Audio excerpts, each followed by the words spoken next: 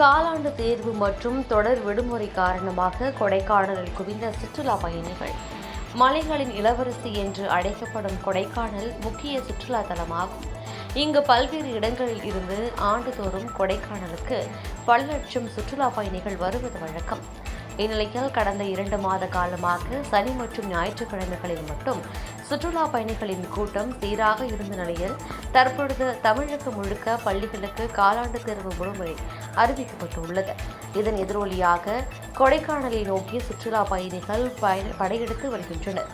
இதனால் கொடைக்கானலில் உள்ள முக்கிய சுற்றுலா தலங்களான மேயர் சதுக்கம், பைன் மரக்காடுகள், குணா குகை உள்ளிட்ட 12 மைல் சுற்றுலா தலங்களில் இயற்கை எழில் கொஞ்சம் காட்சிகளை கண்டு ரசித்த பின்னர் நகர்பகுதியில் அமைந்திருக்கக்கூடிய ஏரியில் படகு சவாரி செய்தும் பிரைன் பூங்காவில் உள்ள பூக்களை ரசித்தும் தங்களுடைய விடுமுறையை அனுபவித்து வருகின்றனர்.